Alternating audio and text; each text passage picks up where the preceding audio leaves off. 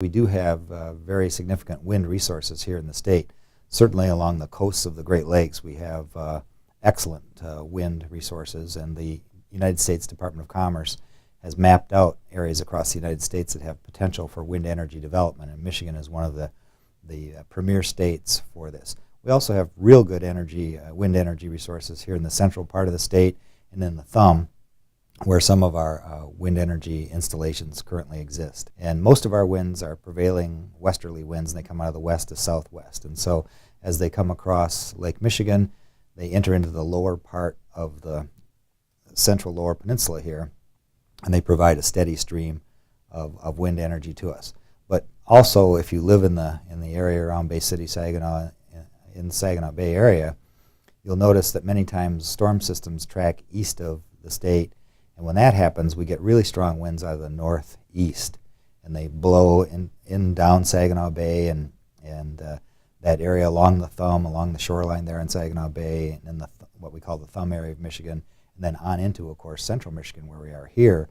We receive a lot of that wind energy, and so it makes it an ideal place to put up wind turbine generating systems. How much can this produce a great deal of energy? Well, the people who've taken a look at alternative energy systems like wind and solar combined are pretty convinced that the United States could generate all the electricity it needs by a combination of wind and solar power, as well as a few other smaller systems like bioenergy, energy from biofuels. And so we could get totally off of fossil fuel consumption if we exploited all the possible alternative sustainable energy systems that are available to us. Now, doing that will take some time because we have an infrastructure now that produces energy using coal and natural gas, and also some liquid organic fuel. But over time, we could become completely self-sufficient and have sustainable energy systems here and not have to burn any fossil fuel.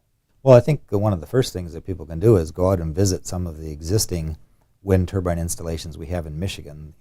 There's a cluster of them in the Thumb area near Ubly. There are some here in central Michigan in Gratiot County. In fact, the largest total wind turbine installation is down here in Gratiot County. We also have a nice installation at the Stony Corners area in McBain, up in McBain. And I encourage people to go out and visit those sites because they can actually see the turbines in operation. They can see for themselves, how they look, and listen for any sound. A lot of people are concerned about sound, and they're concerned about things like shadow flicker and so forth. But if you actually visit the installations, you'll see that those are not really significant issues. Well, that's another thing. If you want to look at alternative energy systems and sustainable energy, you have to realize that we're going to produce energy in some manner. And people who are interested in comparing the alternatives perhaps should also go and look at a coal-fired power plant, and there are several of them around the state. And take a look at what the coal-fired power plant looks like and produces, and compare that to the aesthetic impact of the turbines themselves. Any energy production facility is not necessarily going to be a great thing of beauty. And when you look at fossil fuel systems, you have to recognize that they're putting out into the atmosphere particulate matter, oxides of sulfur, which cause acid rain and enhance acid precipitation. They're putting out trace elements like mercury that eventually rain down and into our waterways and contaminate fish. And so the fossil fuel production systems have a tremendous number of risks, adverse health and environmental risks, that the sustainable renewable energy systems don't have. So if you're looking at overall air quality, overall environmental quality, impacts on human health, impacts on the environment, the sustainable systems are by far preferable. The large commercial systems are generally turning at about 30 RPMs. So it takes about 2 seconds for the turbine blade to make a complete revolution, and you can check that yourself by watching them and look at when one of the blades is right at the top, and then counting 1001, 1002, and it'll take that long before it makes a complete turn.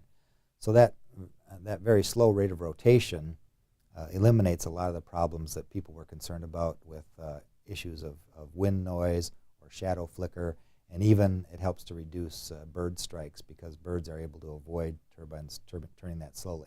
So they generate power by a series of gears in the nacelle system in the center.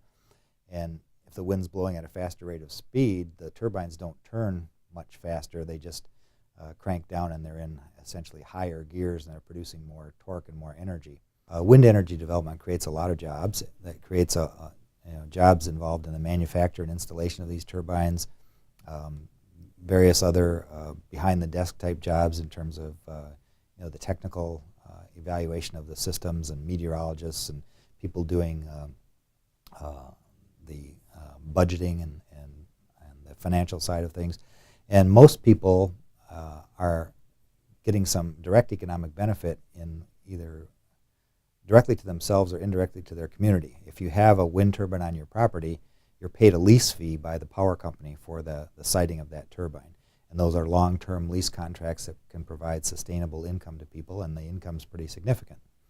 Also, the communities are able to get income because of taxation on the value of the material. Those turbines are taxed just like any other business inventory would be taxed. And so local communities are finding that it's a way to generate millions of dollars in revenue for local schools and roads and local projects that may need funds. And oftentimes these are located in more rural communities that have had a lot of difficulty with financial resources over the recent downturn in the economy and so forth. And so it's really helped boost the success of a lot of communities. Well, they're impressive structures when you see the wind turbines, and it's to me it's a very encouraging thing to see them, because I know that those systems are going to be taking the place of the fossil fuel systems, which contaminate the environment and are much more hazardous to human health and to environmental quality. So, and as I see them grow, I see the society transitioning to them. Now they're kind of a novelty, and some people aren't quite sure if they like them or not, but eventually it's going to be just like electrical wires or paved highways or anything else that has been new to our environment. They're going to become commonplace, they're going to become acceptable. And actually, when you look at these turbines, I think they're structurally beautiful. They look like a sculpture to me, and I know they're producing clean energy that we'd never have to buy any fuel for. That's the great thing about a wind turbine or a solar turbine system. You don't have any cost for fuel. You don't have to extract fossil fuels out of the ground. You don't have to blow up mountaintops in West Virginia to get coal. You can do a shorthand calculation and say energy is being produced at a certain cost with fossil fuels, but not include the cost of the damage to the mountains in West Virginia to get the coal, the contaminated streams, and the cost of say you have a fly ash lagoon that contaminates groundwater. If you add in all those costs, it's already very cost competitive. And as time goes on, the alternative systems are going to become cheaper and cheaper, and the old fossil fuel systems are going to have higher and higher expenses because it's more and more expensive to clean up contamination all the time. Support the idea of sustainable alternative energy systems and know that that has to be our future, because we can't continue to degrade the planet. We can't continue to put carbon dioxide into the atmosphere and cause global climate change. We're seeing the difficulty we have of dealing with that in a lot of different areas, with more intense storms and heavier rains and droughts and all that stuff. So I think that people should embrace the new technology and get on board with doing things in a more sustainable way.